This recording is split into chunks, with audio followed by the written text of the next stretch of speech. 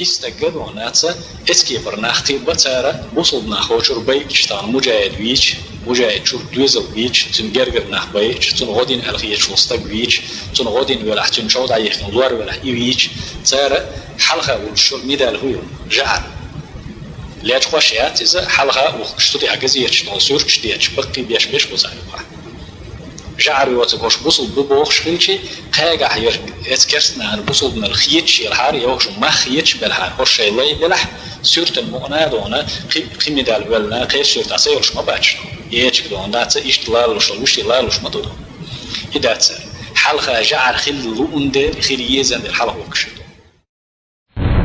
Чеченская милиция отпущена на праздник Байрам. Чеченская народная милиция. Одна из так называемых иррегулярных частей Кавказского корпуса. Существовали еще Аварская, Ингушская, Лезгинская, Карабахская и другие милиции. Это были наспех сколоченные туземные отряды численностью 300-500 человек в каждом. Руководили ими, как правило, обиженные соплеменниками и оказавшиеся неудел представители местной знати. В качестве платы за труд милиционеры наделялись правом беспрепятственно грабить завоеванные аулы, а также получали прощение за прежние грехи. Ермолов. По правде сказать, не имел я ни малейшей надобности всей сволочи, но потому приказал набрать оную, чтобы породить вражду к ним и поселить раздор, полезный на будущее время. И еще хотел я занять молодых людей, которые, будучи праздными, могли быть вредными.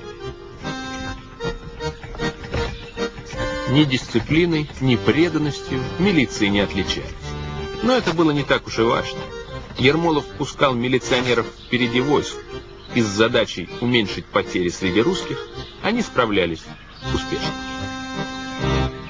Ермолов. 2 мая снова в путь.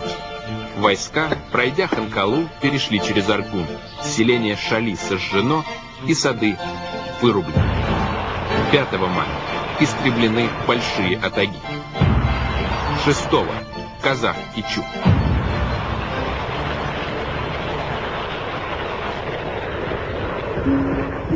Тогда же приказал я 500 казакам и 100 отборным чеченцам скрытно дойти до Сунжи и спалить еще и тамошнее население.